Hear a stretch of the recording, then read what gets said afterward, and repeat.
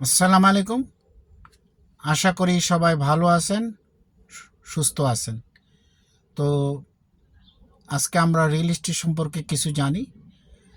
আহ, প্রথমেই যে শব্দটা আমি নিছি সেটা হচ্ছে গিয়া অ্যাপুটেন্স, তারপর হচ্ছে অ্যাপুটেন্ট। অ্যাপুটেন্স আর অ্যাপুটেন্ট একই জিনিস, কিন্তু একই জিনিস না। সেটা কীরকম? অ্যাপুটেন্সটা হচ্ছে সকল প্রকার অ্যাপুটেন্টকে অ্যাপুটেন্স বলে। ঠিক আছে? তো এই অ্যাপুটেন্ট জিনিসটা আসলো, এটা ইসিমেন্ট থেকে আসছে।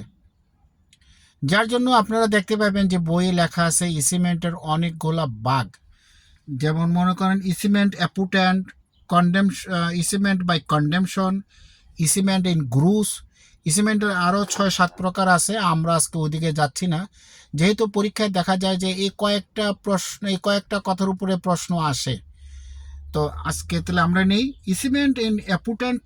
হচ্ছে গিয়া প্রথমেই শর্তটা থাকতে হবে কমপক্ষে 2জন ব্যক্তির সাথে এটা একটা চুক্তিপত্র থাকতে হবে। সেটা কীরকম? যেমন আপনার যে বাড়ির রাস্তাটা আছে সেটা আপনিও ব্যবহার করতে পারেন, আপনার প্রতিবেশীও ব্যবহার করতে পারে।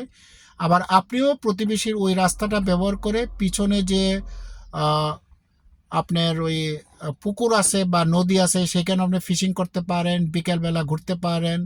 এরকম কোনো কিছুর নাম হচ্ছে ইসিমেন্ট অ্যাপুটেন্ট।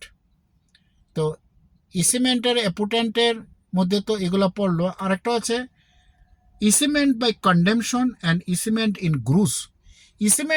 ইসিমেন্ট by condemnation and easement in gross বলতে গেলে একই জিনিস। সেটা মূল কথাটা হচ্ছে গভর্নমেন্ট আপনার জমিকে ব্যবহার করছে।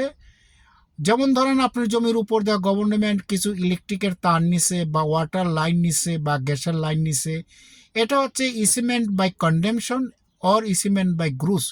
ইসিমেন্ট বাই কন্ডেমশন বলতে বোঝায় আইনের কথাটা, যে কোন আইনের বলে আপনার এই গভর্নমেন্ট অধিকারটা নিছে আপনার বাড়ির উপর দিয়া এইসব ইলেকট্রিক লাইন নেওয়ার, পানির লাইন নেওয়ার, গ্যাসের লাইন নেওয়ার। সেই যে আইনটা, সেই আইনের নামটা হচ্ছে ইসিমেন্ট বাই কন্ডেমশন। আর ইসিমেন্ট বাই কন্ডেমশনের মাধ্যমে তারা যে কাজটা করছে সেই কাজটার নামটা বা ধারাটা হচ্ছে ইসিমেন্ট ইন গ্রুস। তো এই ছিল আজকের ভিডিও। সবাই ভালো থাকুন, সুস্থ থাকুন। থ্যাংকস।